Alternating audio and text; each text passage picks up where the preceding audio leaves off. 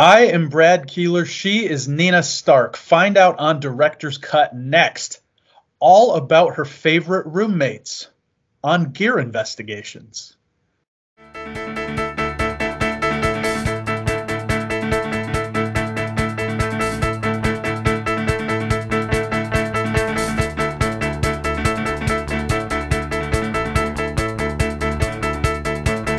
Hello again, everybody, and welcome to Director's Cut.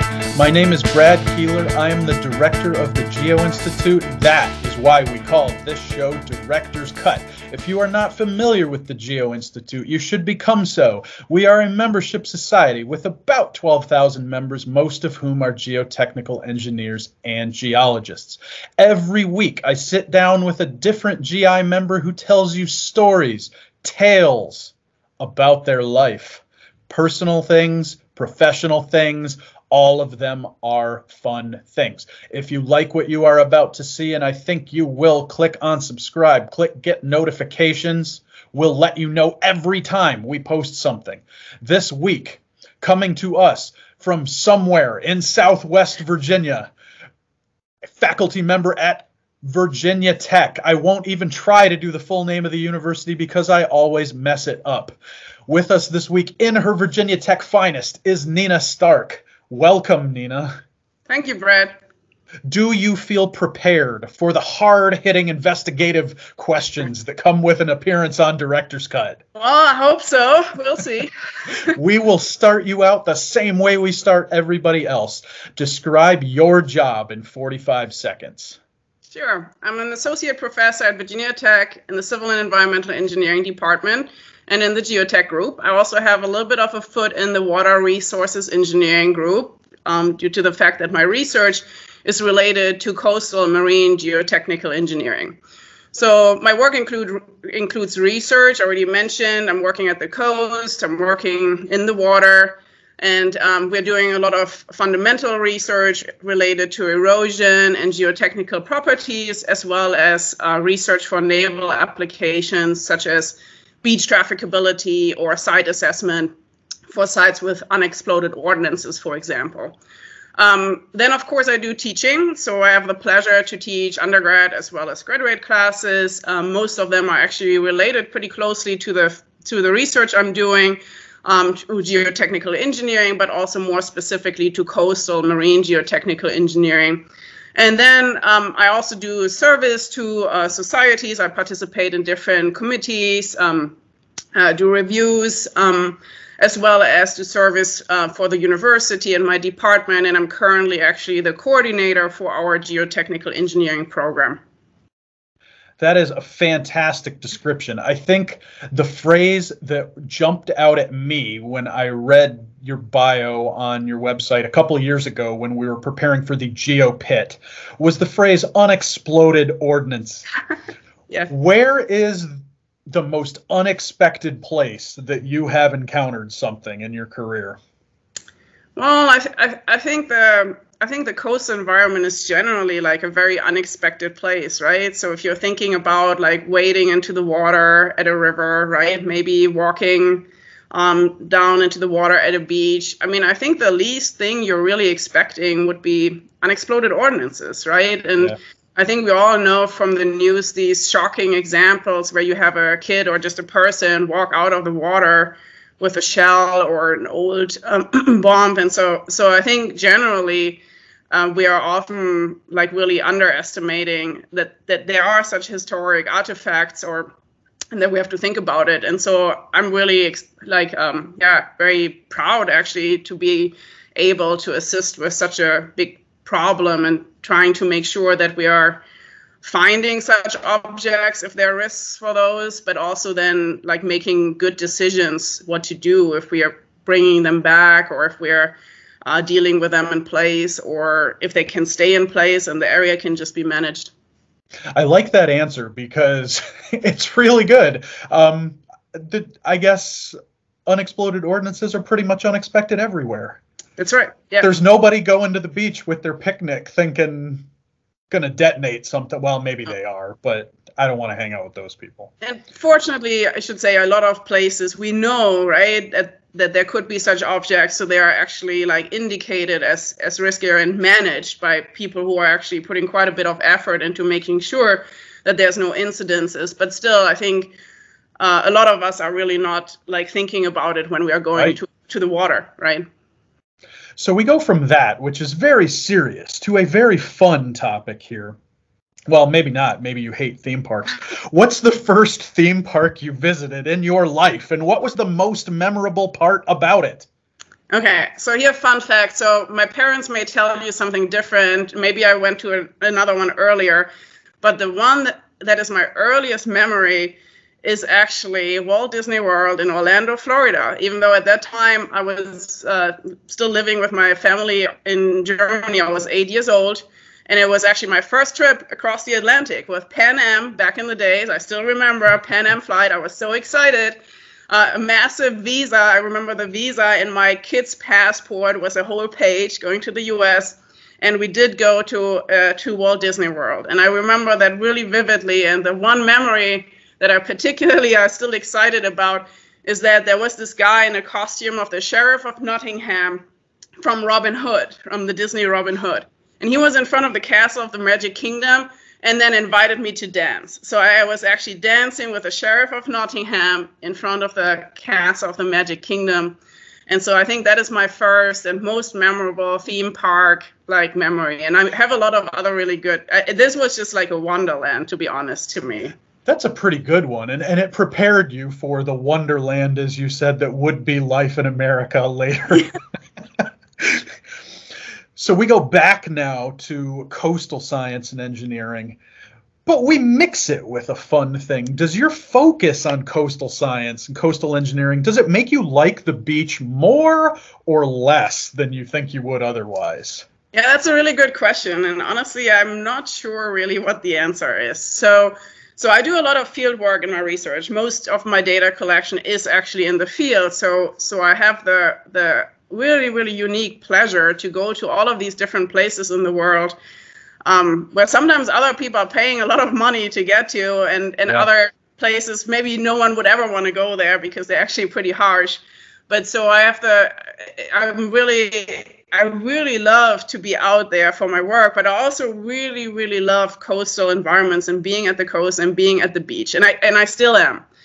So that being said, now working at the beach all the time, I somehow gained a different perspective. I have to admit that. So now I'm walking out on the beach, and if I see a sandcastle, I'm thinking about what are the moisture contents in the sandcastle, right? What if the tower is drying out and it will slump because suddenly you don't have enough moisture content to keep the tower of the sandcastle straight anymore, right?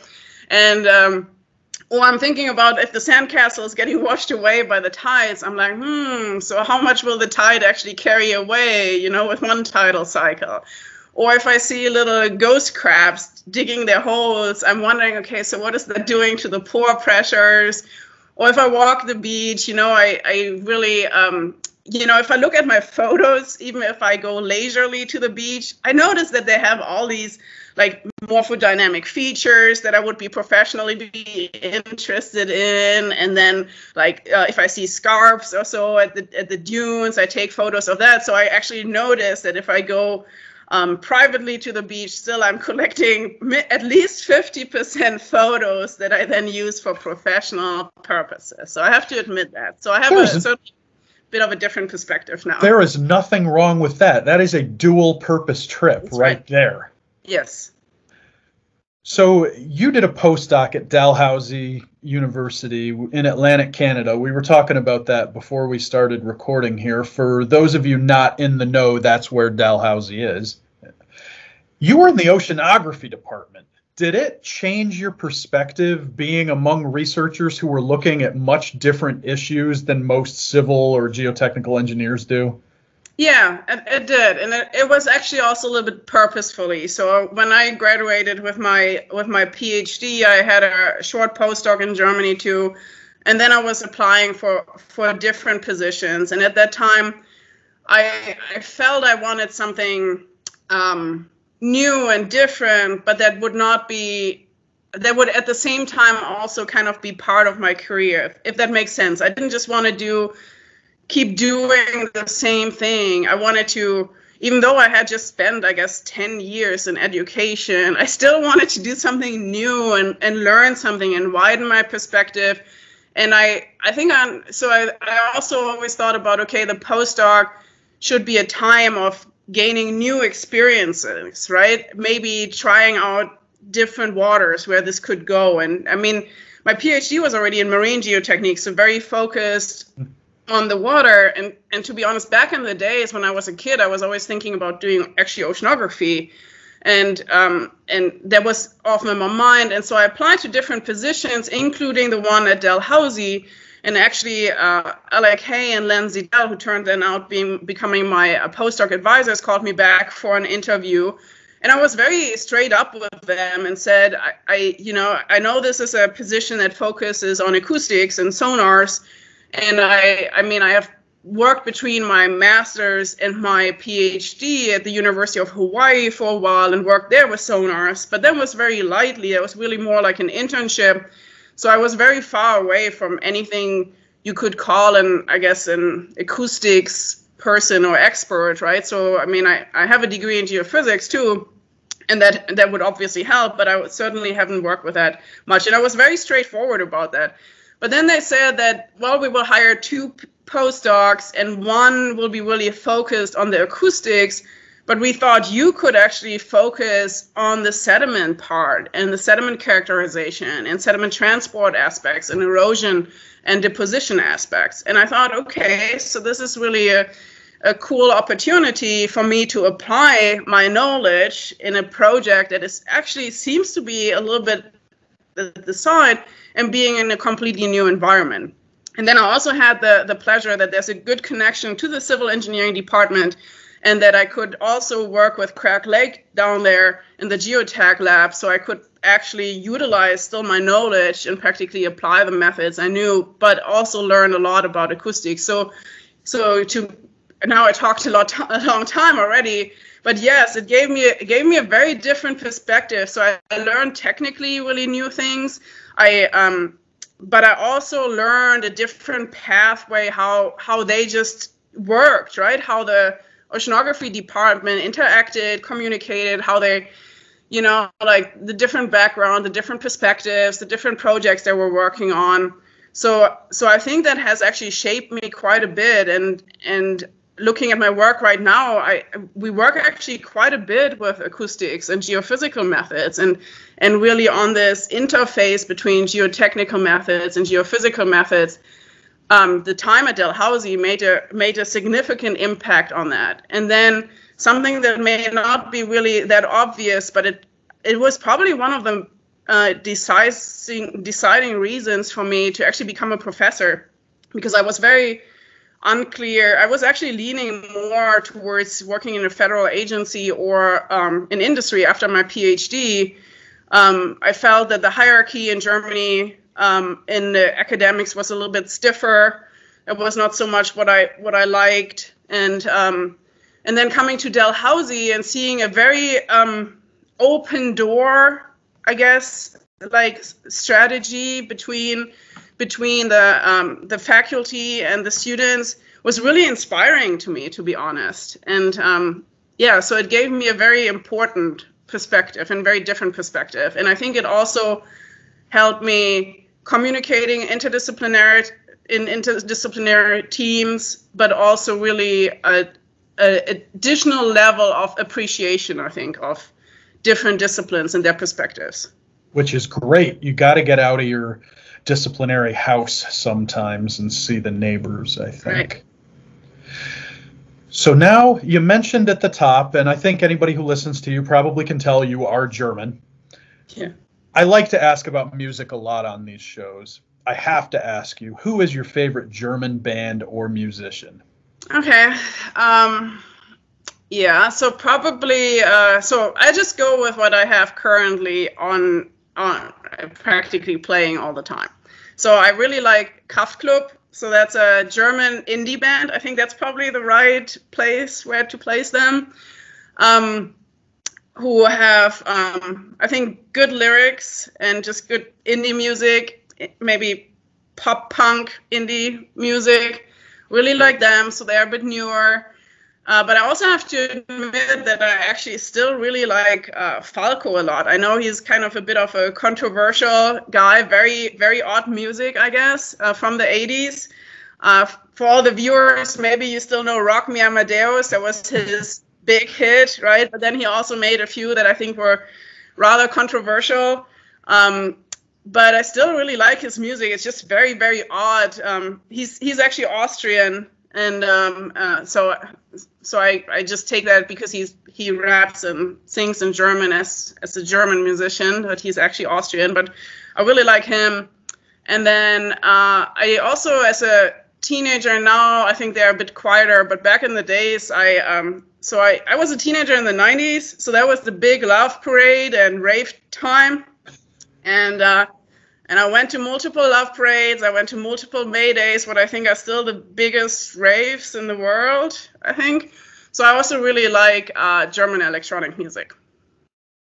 That is an excellent variety, and people can, I'm sure, check all that out on Spotify. And they probably have, or Apple Music or whatever. I don't give any preference to any one platform. My best Rock Me Amadeus remembrance is probably on the way home from a Boy Scout camping trip in about 1991, and it was the flashback on the Countdown show that Sunday. Yeah. And there, imagine, in my mind, we were all super cool, but I'm sure we weren't. 5 7th grade boys singing along to the whole thing. It was pretty good, and now my kids even like that song. Yeah, no, it's a cool song. I really like it. So I would just want to add one thing. So I get this question a lot if I like Nena, because my name is really close. I know she was super successful with her 99 red balloons. I really don't like it. I'm sorry, but I really don't. And no love for craft work in here? I do. There we go, yeah. No, for sure, yeah. Mm-hmm. That is a good variety. The other question that we ask everybody else on Director's Cut, aside from the job one, is how did you first get involved in ASCE and GI? I think actively, so obviously as a PhD student, even in Germany, we had access to the journal. And so I would actually use that in my literature review quite a bit. But so actively involved really when I came to the US, when I started at Virginia Tech, and you know that Virginia Tech students and faculty have always a big presence at the geo-congress.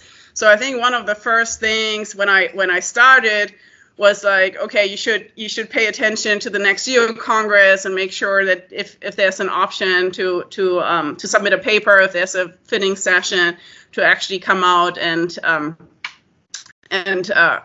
I did that. And so I think that was the first time of like actual interaction with the GI and being at a geo-congress, presenting and participating, and then of course also participating in the entire Virginia Tech reception and all of that. Fantastic. So again, you're in Blacksburg.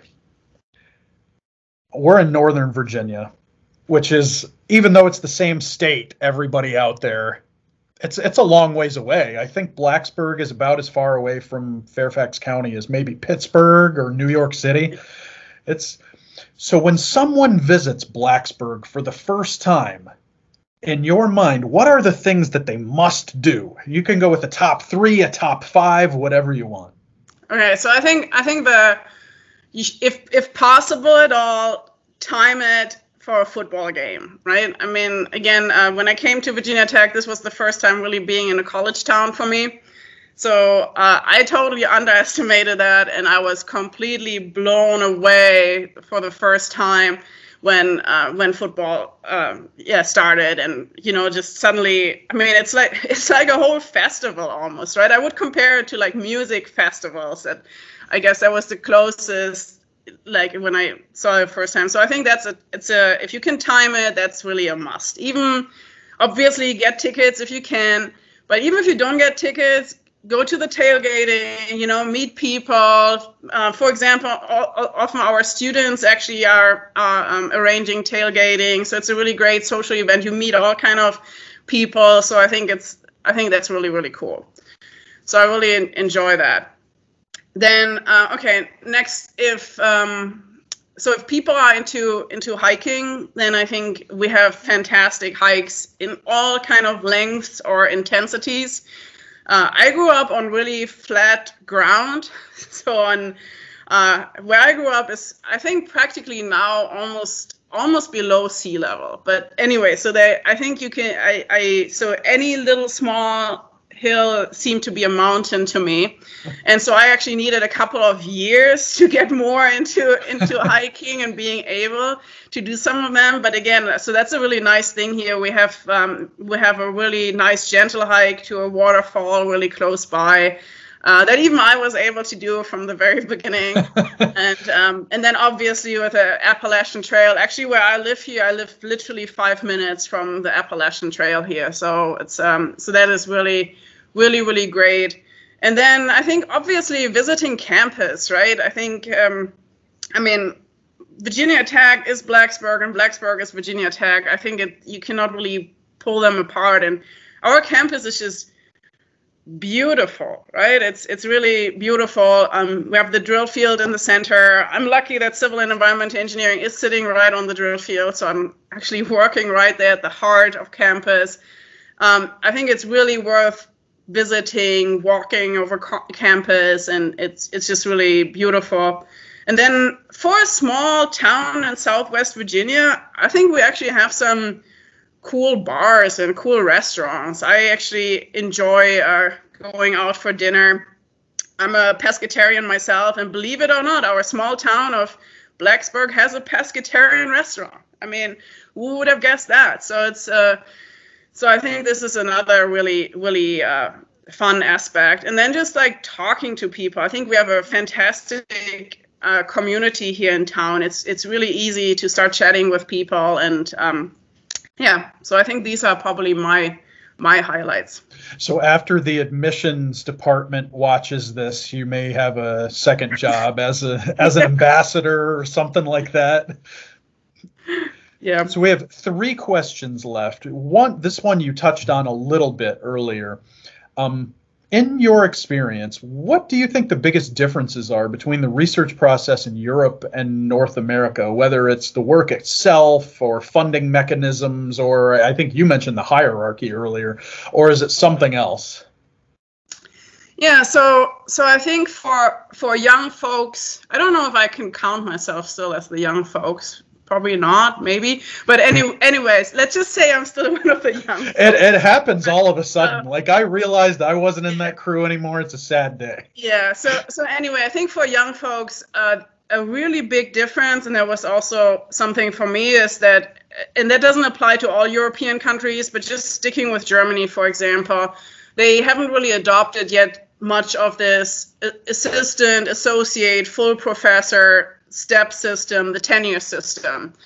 So for me, I remember it felt a little bit like, okay, so how do I bridge this massive step from postdoc to then immediately a full professor, right? So I mean, even if you get the job, that seems to be a quite daring, big jump, right? And so they are really like the American system, having practically these, or I guess other, like, I think the UK also offers this, right? And I think Holland, other countries are adopting this. So I really like then the tenure and the different step system more, and it seems to be more straightforward. There's a pathway, right? It's not just like this massive jump, it's more of a pathway.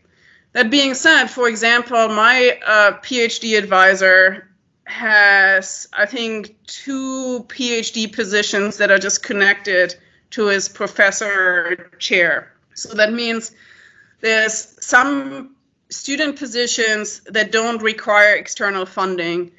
And I had one of these positions. And so that actually allowed me to go to him with an idea and develop practically my own PhD project.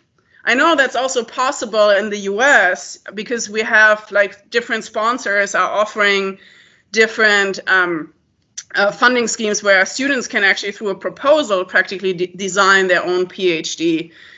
But that's much, I guess, is probably less accessible to a lot of students and harder, and also probably less availability. So I do actually like the idea, and maybe some universities offer this, but I think here in the US I haven't seen it very much.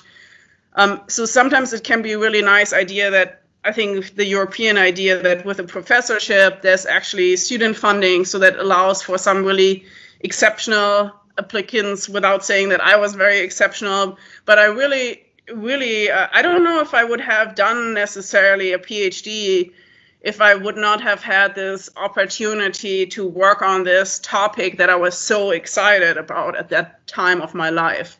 So I think that is something really nice that I've seen in Europe.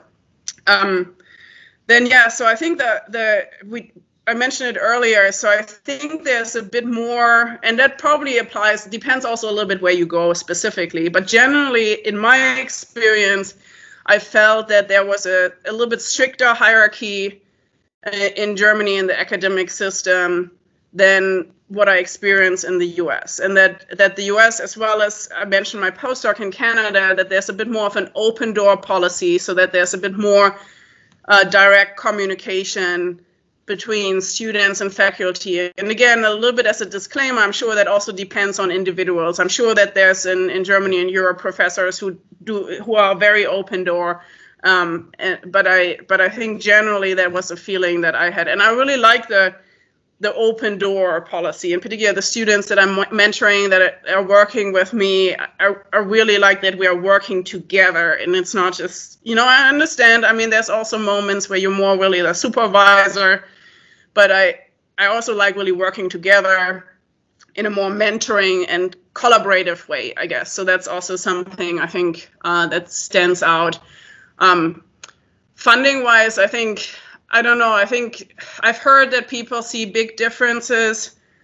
I'm not so sure. I think that it's between different countries. You write proposals, right? I don't know exactly what differences are in success rates, but I don't know if there's really that much of a big difference, at least in my experience. I think also in Germany you have to write proposals, sometimes you succeed, sometimes you don't, right? And I think that funding is always really competitive. And again, I don't know the exact success rates in comparison.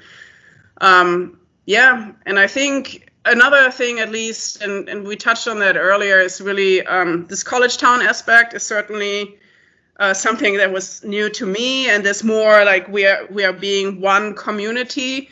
So that was certainly at the universities where I was in Germany, at least, quite different. It was just an urban campus. There was less. There was a student community, but less really focused around the university, right? I think there was a bigger difference there. That is a great panorama of an answer, I think. Touched on a little bit of everything. Very good. Thank you for that. So hopefully all of our viewers know a little bit about GEAR, the Geotechnical Extreme Event Reconnaissance Program. NSF funded, gets geotechnical engineers and geologists out to disaster sites, for lack of a better term. If you don't know anything about it, you should visit gearassociation.org and you can learn a lot more. Nina, you have had the joy, maybe the agony sometimes, of being involved in multiple GEAR investigations. I think by nature, because you're going into a disaster area, it's a pretty crazy experience. What has been your wildest GEAR experience to date? Okay, so I think the wildest is really related to our response to Hurricane Harvey in 2017 in Texas.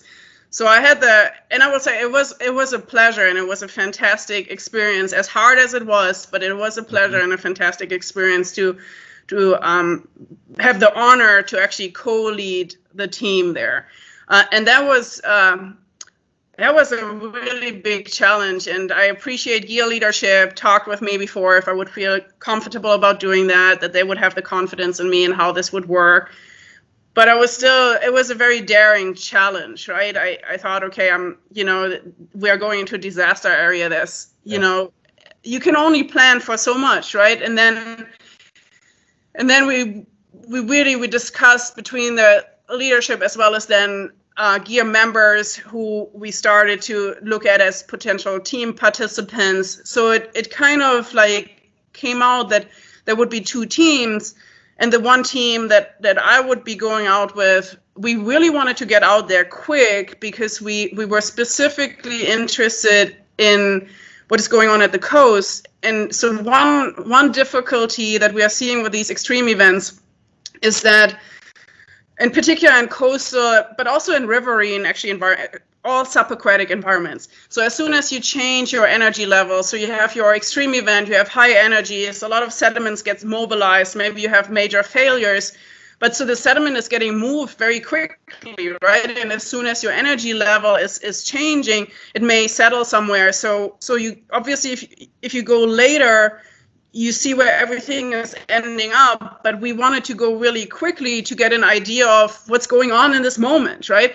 But that has obviously also significant risks and challenges. So we made the decision to mobilize as quick as possible, and I think we were on the ground in Texas 2 days after landfall, so when actually still a lot of flooding was really active and the hurricane was still somewhat raging. It has moved on, and so we flew into San Antonio and then drove down to the coast because we realized we could not actually fly much closer, right? So we had to meet there and then drive and practically follow the hurricane path, with trying always to keep enough distance to not really get in trouble or be a trouble to first responders, right? That's another thing. You don't want to get in the way of people who really have to help at that time, right? But at the same time, be as early as possible to collect this truly perishable data, right? Because it will be gone if you go later. You cannot get the same observation if you go later. So that brought a lot of challenges. So one of the really surprising ones to me, so we booked a hotel for the first, I think, 3 nights or so. And we had the booking. I had it, I talked to them on the phone. I had confirmation numbers, 5 team members. Everything sounded good, and then we arrive, and the answer from the hotel is 1 room per party, right? And it's like I have these bookings, and they're like, no, 1 room per party.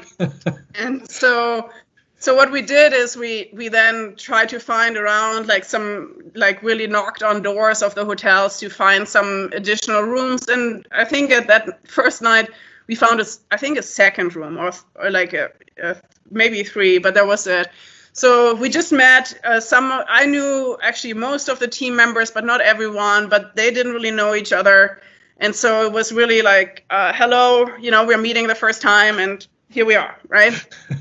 At the same time, there was no way of really getting angry about that because we saw all these displaced people, right? I mean, the hotel didn't give us rooms because they had people who just maybe either were evacuated or maybe they have lost their homes, right? I mean, I had people in the evening knocking on the door asking me if I would have an additional towel, or one lady asked me for T-shirts, if I would have T-shirts that I could spare, right? So, I mean, I thought it was, I haven't been in such a situation. And I mean, it's also emotionally really, really stressful. And then you really, I think, shed this idea of, I want my own room, right? It's more really like, okay, I see these people actually need these rooms, right? So we made it work. And then I think there's another fact where this experience became so fantastic. The team was just great, right? I mean, imagine you're meeting there. You could also imagine that someone really is upset about these situations, right? That you have to make it work, or that it's hard for someone. But the team, everyone just pulled through, and we just really met, in this constellation.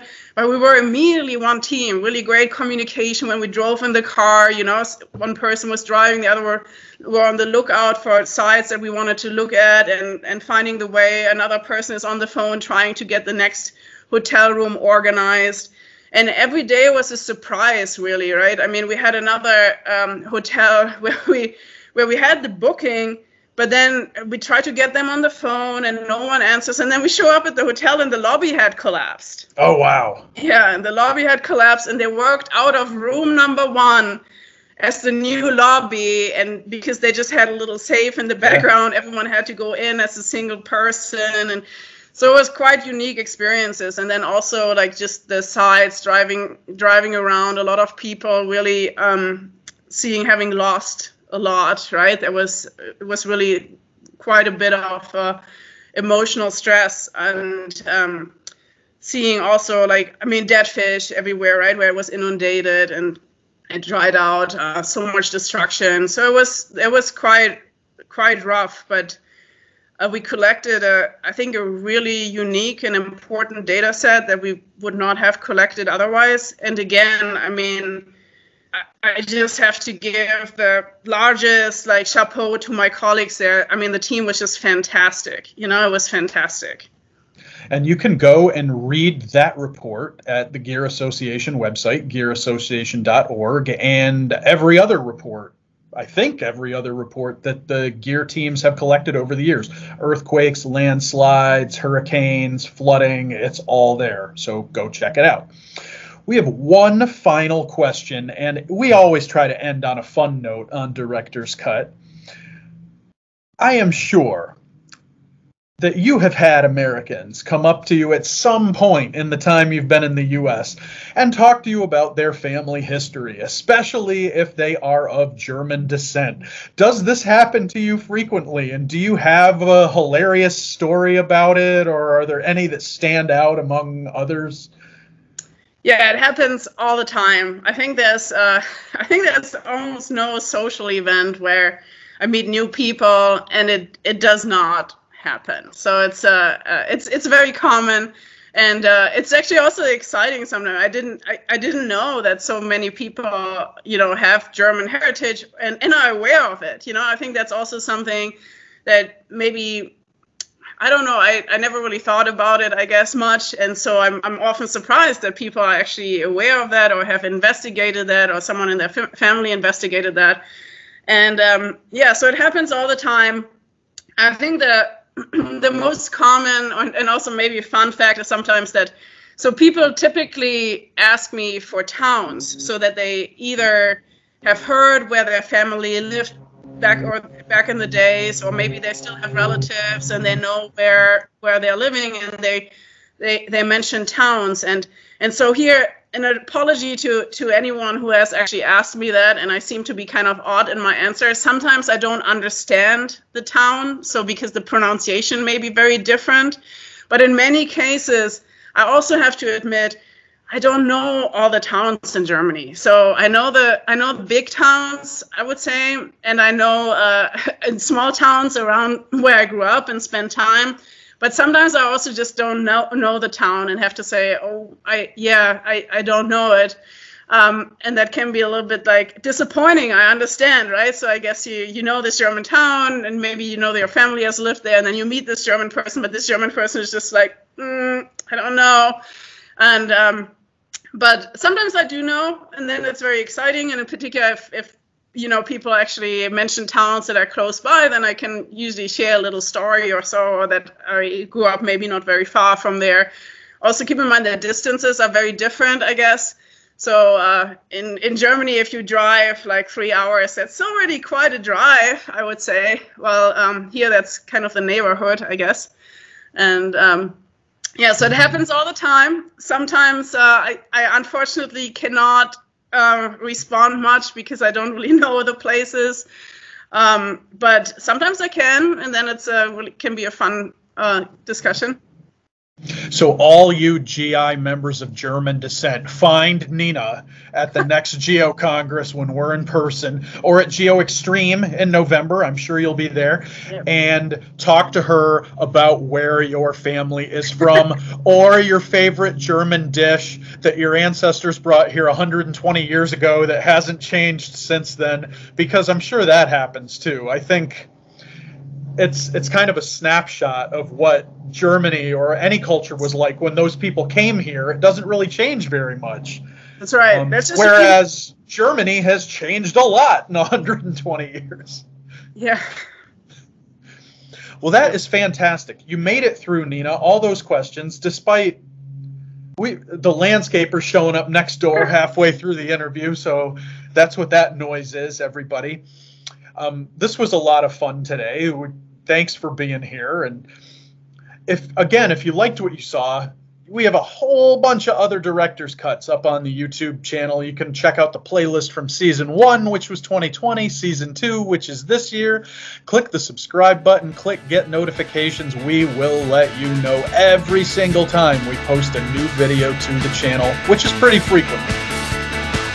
So, Nina, again, thank you for being with us today. I think it was fun. We had a good time. Thanks for having me. It was really fun. We will see everybody next week.